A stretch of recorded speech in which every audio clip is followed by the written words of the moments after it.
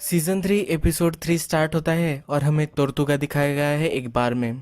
Bartender उसे बोलता है कि अब तुम्हें बंद कर देना चाहिए क्योंकि तुम बहुत पी रहे हो। तो टोर्तुगा उसे बताता है कि दुनिया में दो टाइप के लोग होते हैं, जो ड्रिंक पीते हैं और जो ड्रिंक बनाते हैं। तो तुम्हें मुझे नहीं सिखाना चाहिए। टोर्तुगा का बॉस फिर वहाँ आ जाता है। टोर्तुगा उससे पूछता है कि इस स्मॉल टाउन में तुम यहाँ कैसे। उसका बॉस उसे फिर बोलता है कि तुम्हारी डिलीवरी के लिए तुम लेट हो चुके हो। डिलीवरी मतलब पैसों की डिलीवरी। टोर्तुगा उसे बताता है कि मैं स्लो हूँ पर मैं ही रेस जीतता हूँ, तो मैं तुम्हारे पैसे भी ला के दूंगा। उसका बॉस उसे फिर बोलता है कि तुम्हारा बर्थडे मैंने मिस कर दिया, पर तुम्हारे बर्थडे का जो गिफ्ट था वो मैं लाया हूँ। तुम्हें बार के पीछे चलो, मैं तुम्हें दिखाता हूँ कि क्या तुम्हारे लिए गिफ्ट है। टोर्तुगा और वो जाते हैं। जब टोर्तुगा दिखता है तो वो एक टॉर्टोइज होता है। टॉर्टोइज पर उसका बॉस लिखता है कि हाय डीईए। प्रीवियस एपिसोड में हमें दिखाया गया है कि टोर्तुगा डीईए का खबरी बन चुका था और वो पूरे ड्रग कार्टेल को एक्सपोज करने वाला था। तो उसका बॉस फिर टॉर्टोइज पर लिखता है कि हाय डीईए। उसे पता चल चुका होता है कि ये टोर्तुगा डीईए का एजेंट है। फिर ट्विंस वहाँ आते हैं और ट्विंस टोर्तुगा को उसका सर उसके धड़ से अलग कर देते हैं। हमने प्रीवियस एपिसोड में देखा था कि उसी टॉर्टोइज पे टोर्तुगा का हेड हमें दिखता है। हैंक उसे वही वैसा ही पाता है। इस सीन से हमें पता चलता है कि ट्विंस कार्टेल का और एक बॉस और डॉन सालामांका जो ओल्ड मैन होता है, तो ये सब कनेक्टेड। नेक्स्ट सीन में हमें वॉल्टर दिखता है जो रूफ से पिज़्ज़ा निकाल रहा होता है। उसने प्रीवियस एपिसोड में वो पिज़्ज़ा रूफ पर रख दिया था। जब स्काइलर घर आती है तो उसे दिखता है कि वॉल्टर घर पर आया हुआ है। स्काइलर फिर उसे कॉल करती है और वॉल्टर घर में से उसका कॉल पिकअप करता है। स्काइलर वॉल्टर को घर से निकल जाने के लिए बोलती है। वॉल्टर उसे बताता है कि अगर तुम घर में आओगी तो हम इसमें बात कर सकते हैं। स्काइलर वॉल्टर को बोलती है अगर तुम घर से नहीं निकले तो मैं घर से चली जाऊंगी, पर वॉल्टर नहीं मानता और उसे बोलता है कि जैसा तुम्हें अच्छा लगे। स्काइलर जब घर में आती है और वॉल्टर से पूछती है कि ये तुम क्या कर रहे हो। वॉल्टर उसे बताता है कि मैं जो डिवोर्स की टर्म्स है उस पर एग्री नहीं करता। ये मेरा भी घर पर उतना ही अधिकार है जितना तुम्हारा है। स्काइलर वॉल्टर को बोलती है अगर तुम घर से बाहर नहीं निकले तो मैं पुलिस को कॉल कर दूंगी और उन्हें सब बता दूंगी। वॉल्टर फिर उसे कॉल करने को बोलता है। स्काइलर फिर फ़ोन उठाती है और वो डोमेस्टिक इशू के बारे में ऑपरेटर को बोलती है। ऑपरेटर उसे कनेक्ट कर रही होती है, पर फिर वो वॉल्टर को और एक चांस देती है, पर वॉल्टर वहाँ से नहीं हिलता। स्काइलर पुलिस ऑफिसर को बोलती है कि उसका पति उसके घर में ट्रेसपासिंग कर रहा है। तो पुलिस ऑफिसर बोलते हैं कि वो जल्द ही वहाँ आ जाएंगे। थोड़ी देर में दरवाज़ा खटखटाता है और जब स्काइलर दरवाज़ा खोलती है तो वो वॉल्टर जूनियर होता है। उसे लगता है कि वॉल्टर जूनियर जल्दी घर आ गया। वॉल्टर वॉल्टर जूनियर को वेलकम करता है और बोलता है कि तुम्हें कुछ ब्रेकफास्ट वगैरह चाहिए क्या। वॉल्टर और वॉल्टर जूनियर ग्रिल चीज़ और वेफर्स खा रहे होते हैं। तभी वहाँ पुलिस आ जाती है। वॉल्टर जूनियर शॉक में होता है कि उसकी माँ ने एक्चुअल में पुलिस बुला ली है। पुलिस ऑफिसर स्काइलर से पूछते हैं कि क्या वॉल्टर ने तुम्हें मारा, तो वो ना बोलती है। स्काइलर उनको बताती है कि मैं जब घर आई तब ये ऑलरेडी घर में था। मैंने लॉक भी घर पे के चेंज किए थे, पर फिर भी वॉल्टर घर में आ चुका था। मैंने जब वॉल्टर को घर से निकलने को बोला फिर भी वो यही रुका। पुलिस को लग रहा होता है कि ये डोमेस्टिक वायलेंस का केस है, पर स्काइलर ये क्लियर कर देती है कि ये ट्रेसपासिंग की सिचुएशन है। पुलिस फिर स्काइलर को पूछता है कि ये घर किसके नाम पर है।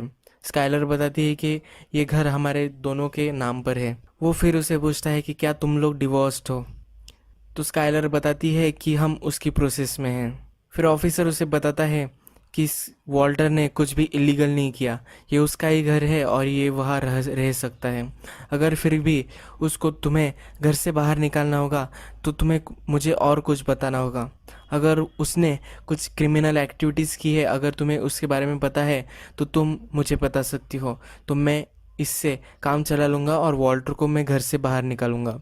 स्काइलर फिर थोड़ा सा सोचती है, पर वो ऑफिसर को नहीं बताती कि वॉल्टर एक ड्रग डीलर है। वॉल्टर दूसरे ऑफिसर को बता रहा होता है कि ये सिर्फ एक मिसअंडरस्टैंडिंग है, हमारा डिवोर्स का चल रहा है इसलिए ये ज़रा प्रॉब्लम है। वॉल्टर जूनियर ऑफिसर्स को बताता है कि ये सर मेरी माँ की गलती है, इसमें मेरी डैड की कोई गलती नहीं है। नेक्स्ट सीन में सॉल जेसी के घर आता है। उसे घर के लिए कॉन्ग्रेचुलेशंस बोलता है और उसे एक प्लान गिफ्ट भी लाता है। जैसी सॉल का फ़ोन नहीं उठा रहा होता है तो सॉल उसे बताता है कि तुम्हें हमेशा मेरा फ़ोन उठाना चाहिए, मैं कुछ तुम्हें इम्पोर्टेंट भी बता रहा हो सकता हूँ। अगर तुम्हें यहाँ डीई एजेंट्स पकड़ने आ रहे होगे और अगर तुम मेरा कॉल नहीं उठाओगे तो तुम बहुत ही ट्रबल में भी पड़ सकते हो। सॉल फिर जेसी को बोलता है कि तुम्हारा पार्टनर अब कुक नहीं करना चाहता, बहुत अच्छी डील उसे मिली है और अगर तुम उसे मना लो उस डील को एक्सेप्ट करने के लिए तो मैं तुम्हें भी बहुत पैसे दे सकता हूँ। जेसी बोलता है कि मैं इसे हैंडल कर लूँगा, मैं उसे समझाता हूँ और फिर सॉल वहाँ से चला जाता है। जेसी फिर फ़ोन डायल करता है पर वो वॉल्टर का नहीं करता, वो जेन का फ़ोन डायल करता है। उसे जेन का वॉइस मैसेज सुनना अच्छा लगता है। नेक्स्ट सीन में हैंक को गुड न्यूज़ मिलती है कि उसे फिर से अल पासो जाना है, फिर से उसका प्रमोशन हो गया है। वो अपने फ्रेंड को भी ये बात बताता है और वो चीयर्स करते हैं। यहाँ हमें हैंक को टेंशन आना फिर से स्टार्ट होता है ये दिखता है। नेक्स्ट सीन में सुपरमार्केट से बाहर आती हुई एक पैरालाइज लेडी हमें दिखती है। वो अपने कार का डोर ओपन करती है, उसके लिए एक हैंडीकैप्ड एंट्री भी होती है। वही हमें ट्विंस दिखाई देते हैं। ट्विंस उसे बाहर निकाल कर उसकी गाड़ी ले लेते हैं और डॉन सोलोमांका यानी कि ओल्ड मैन को वो उस गाड़ी से बाहर निकालते हुए हमें दिखते हैं। नेक्स्ट सीन में ये एक मीटिंग होती है डॉन सोलोमांका, ड्रग कार्टे का और एक बॉस और गस फ्रिंग के बीच में। सब बैठते हैं मीटिंग में और मीटिंग का सब्जेक्ट होता है वॉल्टर वाइट। अब गस फ्रिंग और जो ड्रग कार्टेल का बॉस होता है उनके बीच में बातचीत होती है। तो वो गस फ्रिंग को बोलता है कि डॉन सोलोमांको का जो नेफ्यू था टूको, तो उसे वॉल्टर वाइट ने मार दिया है।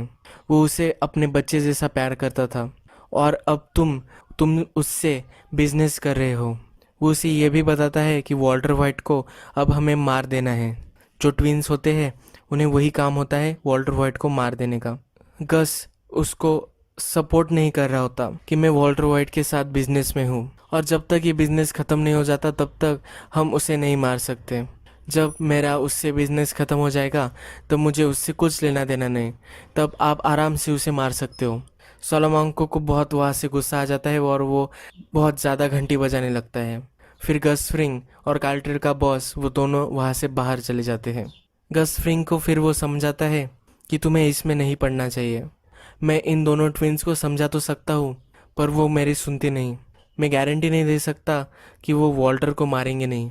अगर तुम वॉल्टर को सपोर्ट करते रहे तो ये तुम्हारे ड्रग कार्टेल के साथ जो रिलेशन है उसके लिए अच्छा नहीं होगा। जैसे दिन भर जेन की वॉइस सुनता रहता है। रात में जब वो कनेक्ट हो चुका होता है और वो बहुत रोता है। वॉल्टर अब घर में तो होता है पर स्काइलर उसे अपने बेडरूम में नहीं आने देती। वो बच्ची के ही रूम में सो जाता है पर उसको जब टॉयलेट लगती है तभी भी स्काइलर दरवाज़ा नहीं खोलती। वॉल्टर जाके सिंक में ही टॉयलेट कर लेता है। नेक्स्ट सीन में हमें स्काइलर उसके लॉयर से बात करती हुई दिखती है। स्काइलर अपने लॉयर को सब बताती है कि कैसे वॉल्टर अपने घर आ चुका है। वो उसके लॉयर को ये भी बताती है कि मैंने पुलिस भी बुलवाई थी पर वो फिर भी लीगली घर पे ही रह रहा है। वो बोलने बोलने में ये भी बोल जाती है कि मैं पुलिस को बताने वाली थी पर वहाँ वो स्टॉप हो जाती है। तो लॉयर उसे पूछती है कि क्या तुम्हें मुझे सब कुछ बताना चाहिए, अगर ये इलीगल भी हो फिर भी अगर तुम मुझे बताओगी तो अटॉर्नी क्लाइंट प्रिविलेज के अनुसार मैं कुछ भी नहीं पुलिस को बता सकती। फिर स्काइलर उसके लॉयर को बोलती है कि वो एक ड्रग डीलर है, मोर टेक्निकली कि वो एक मैन्युफैक्चरर है। उसकी लॉयर फिर उसे सलाह देती है कि तुम अब डायरेक्टली उस घर से बाहर निकल जाओ और मैं पुलिस के पास जाऊंगी और पुलिस को ये सब बताऊंगी, तुम्हें कोई भी प्रॉब्लम नहीं होगी। स्काइलर उसको लॉयर को बोलती है कि मैं ये नहीं कर सकती। वो बोलती है कि मेरे सन को मैं ये नहीं बता सकती कि उसका फादर एक ड्रग डीलर है। उसकी लॉयर बताती है कि ड्रग डीलर पकड़े जाते हैं और अगर वो पकड़ा गया तो तुम भी इसमें शामिल थी ऐसा लगेगा। स्काइलर बोलती है कि मैं कर सकती हूँ पर वॉल्टर को कैंसर है और वो आज ना कल मरने ही वाला है, तो क्यों मैं मेरी फैमिली को बर्बाद कर दूँ। नेक्स्ट सीन में हमें हैंक और उसका पार्टनर एक बार में आए हुए होते हैं। हैंक को लगता है कि टेबल पर जो दो लोग बैठे हैं वो मैथ एक्सचेंज कर रहे हैं। हैंक को बहुत ही डिस्परेटली ब्लू मैथ ढूंढना होता है, यही उसका रीज़न होता है उस जगह रुकने का। वो हाइजनबर्ग को ढूंढना चाहता है, उसका यही रीज़न होता है टाउन में रुकने का। उसका फ्रेंड बोलता है कि हमें यहाँ से चला जाना चाहिए। वो बाहर आकर गाड़ी में भी बैठता है, पर फिर वो माइंड चेंज कर लेता है। वो फिर अंदर जाकर उन दोनों आदमियों को बहुत मारता है। नेक्स्ट सीन में हमें जेसी फिर से कुक करता हुआ दिखता है। स्काइलर अपने जॉब पे जाने वाली होती है, तभी वॉल्टर एक बड़ा बैग पैसों का रख देता है और उसे बोलता है कि हमें अब बात करनी चाहिए।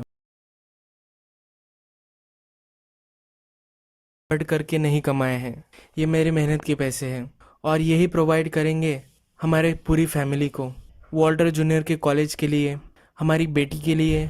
और जब मैं चला जाऊंगा तो तुम सिर्फ तुम्हारे जॉब पे ये घर नहीं टिका पाओगी। इस घर का जो लोन है, इसके लिए भी ये सब पैसे हैं। जो भी हमारा घर खर्चा होता है तो ये सब इसी पैसों से चलेगा। नेक्स्ट सीन में हमें दिखता है कि हैंक और उसका पार्टनर, हैंक ने जो दो लोगों को मारा हुआ होता है तो उसको कवर कर लेते हैं। स्काइलर फिर हमें ऑफिस में दिखाई गई है और ऑफिस में वो प्रिंट निकाल रही होती है। तभी उसे टेड दिख जाता है। वो टेड को किस करती है और बोलती है कि क्या तुम्हारे घर पर कोई है। जब वो घर आती है तब वॉल्टर डिनर कुक कर रहा होता है। वॉल्टर वॉल्टर जूनियर का फ्रेंड लुइस भी वहाँ डिनर के लिए आया हुआ होता है। वॉल्टर स्काइलर को बोलता है कि लुइस हमेशा वॉल्टर जूनियर को स्कूल ले जाता है और ड्रॉप भी कर देता है। हम दोनों ज़रा अब्सेंट है तो इसलिए ये बहुत अच्छी बात थी। तो ज़रा फेवर रिटर्न करने के लिए मैंने लुइस को घर पर बुला लिया है डिनर के लिए। जैसी वॉल्टर को बताती है कि मैं टेड के साथ सोई हूँ और यही ये एपिसोड ख़त्म हो जाता है।